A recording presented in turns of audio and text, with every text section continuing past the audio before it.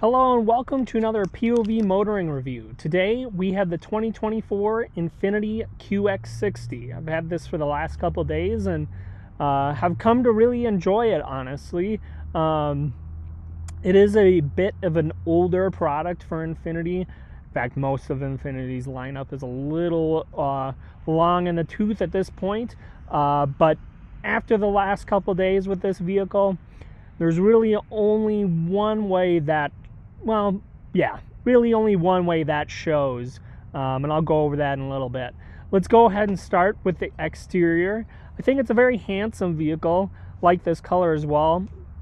Appreciate the silver skull caps for the mirrors. Reminds me of the old silver aluminum skull caps for back for Audi back in the day for their S line of products. Another thing that I noticed, which was interesting, and I haven't seen this on any other vehicle thus far, is this this hood line here overlaps your quarter, front right quarter and left quarter as well. And I thought that was an interesting touch, kind of creative, and I don't hate it.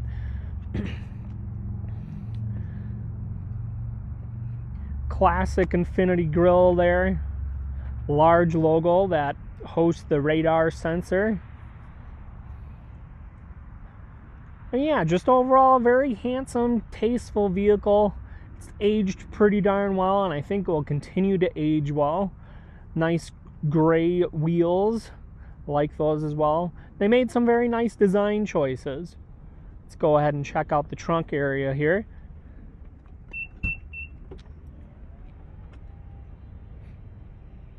Now this is the top of the line QX60. Comes in at around a little over $61,000.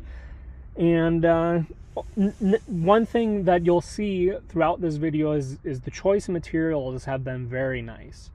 And this one has an interesting interior design as far as materials and colors. I don't know how well it shows up on camera, but this is brown, which is interesting. You got brown, a white, and black, and a tasteful wood, and blue suede, which we'll go over in a little bit. You can fold the rear seats down just with that lever. They do fold mostly flat. Had to take the headrest out there to make it go flat, or to fold it down rather. Looking under here, you got a little bit of storage space. This is just a box with a hitch receiver in it.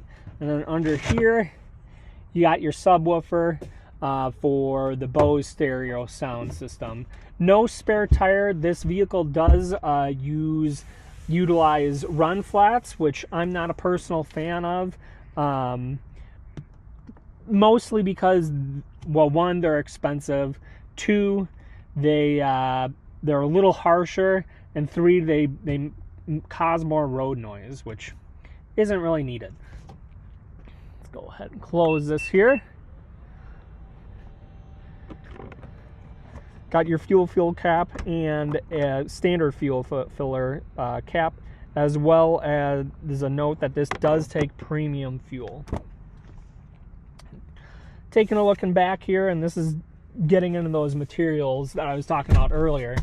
You got some nice soft leather, really nice quilted leather, ventilated seats up front, both left and right, as well as heated rear seats in the back and these seats do offer a bit of a recline option, which is nice. Jump in the back here.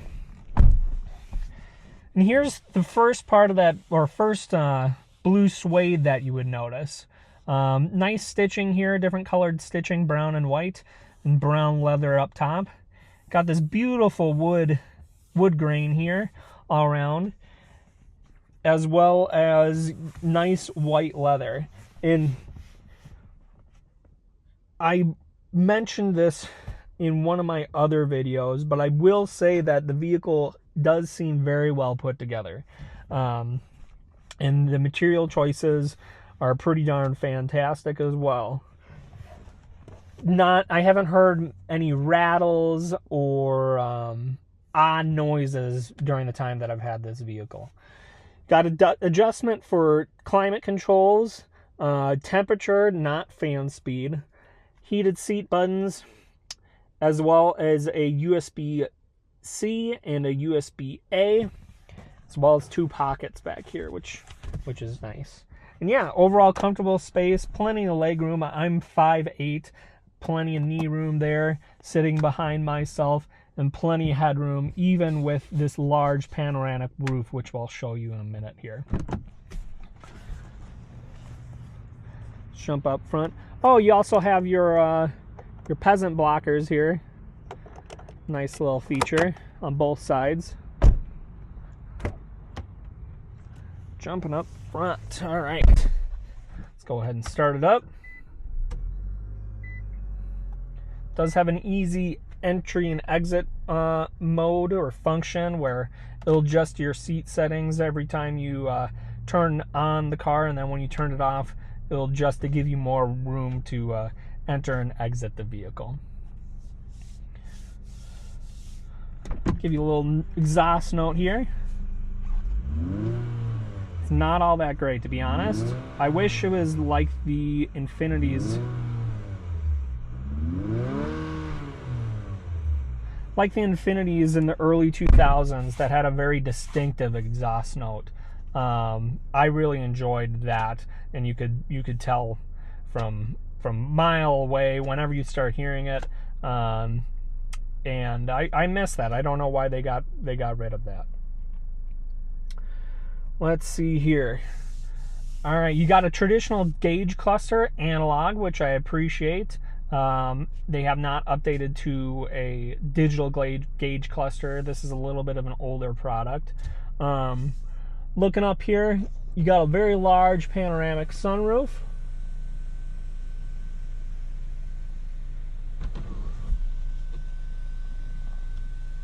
Goes all the way back there. Go ahead and open this up for you as well. That's as far back as it goes. So, wish that could open a little bit more, but I get it. Most panoramic sunroofs that I've come across do that, where they don't open quite as far as you'd expect. Again, nice materials up front. You got suede here, nice blue suede, a little bit of piping here, as well as some nice stitching. And yeah, very comfortable seats. Again, the material choices in this car are superb. I really like what they did with the material choices that they made. One drawback, and I mentioned earlier in the video, is that kind of dates the vehicle other than the gauge cluster, but I don't really mind that. Other than that center screen could be updated, is this center stack. Especially the top screen.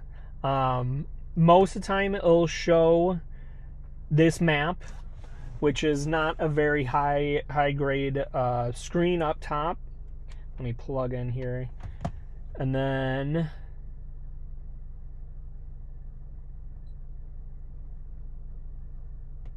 then you've got your Apple CarPlay, Android Auto as an option on this upper display. I wish they updated this display. I think the size is fine. I think the placement is fine. But for some reason, the lower screen looks a lot better. I think it's a much nicer screen overall. Glass screen. Pretty quick response. Quick enough. And you've got all your hard buttons on the side for all your HVAC controls, heated and cooled seats like I mentioned. And then you can just go to your climate display as well as an option. So yeah, I wish they updated that a little bit. In regards to the general design of the interior, I think for some it may look a little dated just because it's more curvy. Got curvy lines going throughout the dash, which I think looks good. But I think most interiors these days, for better or for worse, are going toward a more angle design, sharp edges inside the car, rather than the swoopy, arguably more beautiful lines. So that could be one thing that could date it as well, other than that this general layout with the screen, dual screens going on. Got your glove box down here. Felt line, feels nice. Not all that big, to be perfectly honest, but not a huge deal. Leather continues up to the top of the dash. And yeah, feels good. Overall, very nice place to sit. Some minor adjustments that I'd make to the seat, which I'll mention in the driving portion of this vehicle. Down here, or video rather, down here you have a nice place for a large bottle, as well as place for sunglasses. You do have an option for sunglasses up here as well. Wireless charging, which is nice. Cup holders here. I haven't really used those yet. I tend to just try to stick things in the door pockets if they fit and if available. Yeah, overall, very nice vehicle. And I enjoyed my time with it. Some minor gripes here and there, but for a older product, I think it's pretty darn nice. Another thing I want to mention is this shifter. The way it works is you just push this button in, forward for reverse, down for drive, then you press the P for park. And no qualms about that. It works. I've seen in some other Infiniti products. I've seen in some Nissan products as well. It works just fine. Yeah, no real gripes about that. Looks fine. Takes up, not a crazy amount of space. Overall, I'd say the interior is very well designed.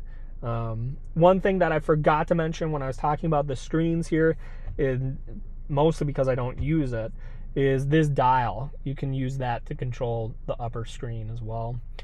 I tend to just use the touch. It is a little far away, I guess, but I'm not a huge dial guy this day and age. I'd rather just have a touch screen. Another nice thing about it is you got this dark mode. Sometimes it works immediately, sometimes it doesn't. But you got this button here, you just hold it down, goes in dark mode. Not tied to your instrument cluster, which I wish it was, but we'll go back to day mode here. Perfect. And yeah, that's pretty much it for the interior. One thing that you'll notice in the night driving video that I have out there posted, or will post after this, is there's some nice tasteful interior lighting. It's just a white kind of tannish color. You can see a little bit of it down here, maybe. I don't know if the camera's picking that up. Goes across the doors and dash. A little bit of light, ambient lighting in the door grab here, or hand grab here. Yeah, overall, really tasteful interior. And I've really enjoyed my time with it. Let's go to the driving portion of this video. All right, let's go for a drive.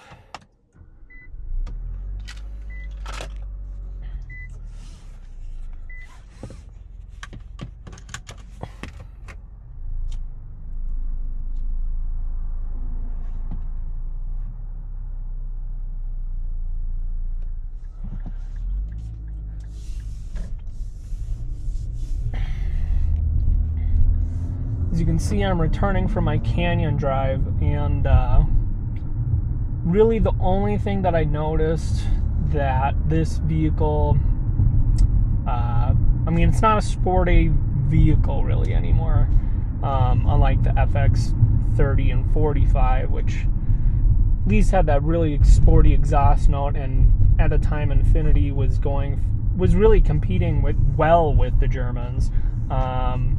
And that's not so much the case anymore. They're going more luxury route, which you can tell with the various materials that I talked about earlier within the interior.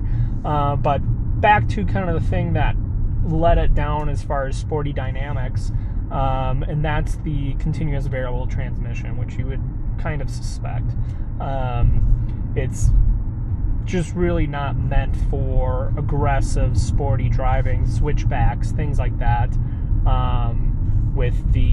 It's nice that they have paddle shifters. I definitely appreciate that, but it's definitely not quick and snappy. But, you know, that's not the goal of this vehicle. This vehicle is meant for more of a luxury-oriented buyer, consumer. And for that, this does a good job. Nice and quiet in the interior, as you can kind of tell. I don't know, it's a good place to sit. The seats, I wish there were, well, first off, the bolster for isn't the greatest, again, for sporty driving dynamics, but one thing that I also noticed is the lumbar support, while it does go up and down in this vehicle, doesn't go in far enough for my liking. It goes in and out, but not far enough in. I'm not a type of person that likes a lot of lumbar support, so I wish that were more customizable in that fashion, as well as I have long thighs, and I wish that there's thigh support, especially at $61,000 for this particular trim, fully loaded, since it's a press car. But I wish there was thigh support, certainly for the driver's side, maybe not necessarily for the passenger side, but that would obviously be nice to see as well. I appreciate the gauge clusters, as I mentioned earlier. They are analog, which I definitely am starting to miss more and more, versus the digital gauge clusters that we used to see, or that we do see now more often. But that's just this day and age, save cost, more customability with what the driver wants to see. You can throw a map up there, and that's one thing that I think, again, as I do appreciate the analog gauges, one thing in the gauge cluster that they could improve is the center display could be upgraded, much like the upper display in the center stack. I think it could be upgraded so that it would display more. Again, more customability there.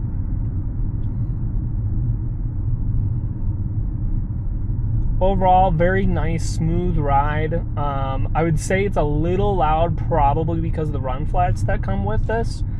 I'm not a huge fan personally of run flat tires. Either give me a spare, or for weight savings or cost savings, I really don't care, get rid of the spare. Most people have AAA these days. But yeah, I'm not a huge fan of run flats. It makes a louder and a little bit of a harsher ride, which I do kind of notice. But overall, in most driving circumstances, I would say it's pretty darn smooth.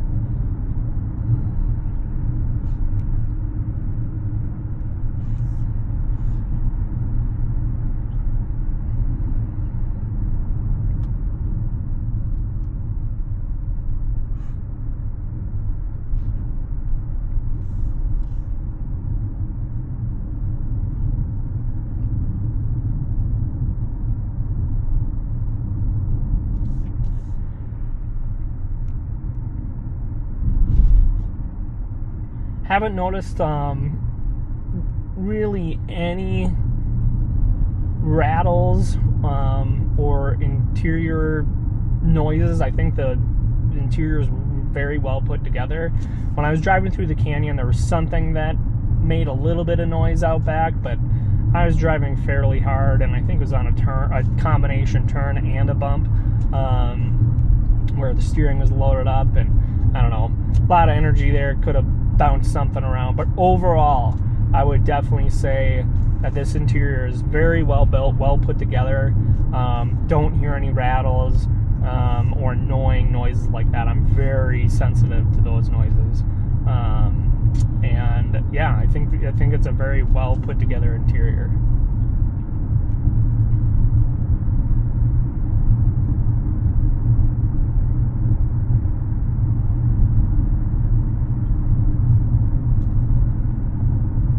Another thing that I want to mention that I appreciate, because not a lot of manufacturers do this. They all kind of do it in their own certain way.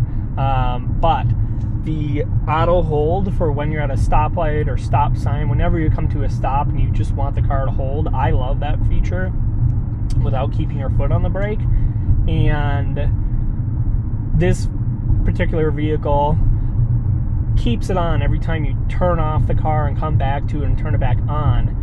It keeps it as your last setting. I've been in a number of vehicles where that is not the case, where either I need to dive through a touchscreen or find the buttons wherever it is in the vehicle to activate that every time that you cycle the car and come back to the car and start it back up, which I find very annoying. I just want the settings to be exactly how I've set it, whether it's set to specific driver profiles, whether that's on the door here for tied to seat settings or with the key or phone, what have you. I really love that. It's just one touch and then you set it and forget it. I absolutely love that and appreciate that. Got a couple driving modes here. You got personal, which I haven't messed around with. It's buried in the touchscreen, the lower touchscreen for those settings. You got sport, which I've mostly been using, standard, and eco. Again, I've mostly set it on sport. I just like to cruise around quickly and have a more quick throttle response. So I like to keep it in sport. Sometimes I'll throw it in eco just to see what that's like. But another meow, love it.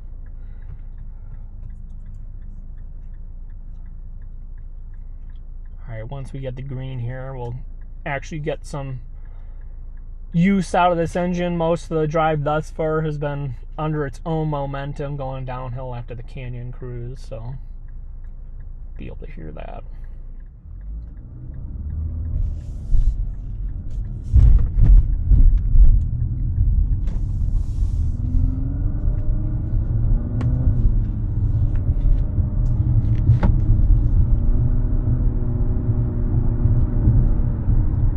So yeah, 268 horsepower, which is plenty for this vehicle,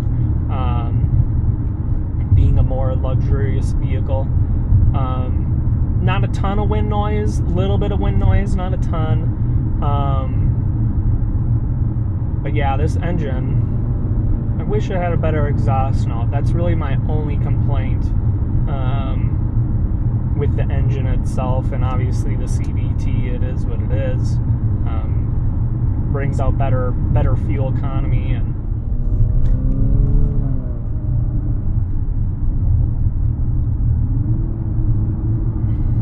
so yeah, those are my final thoughts on the 2024 INFINITI QX60. Thank you so much for watching, and we'll see you on the next one.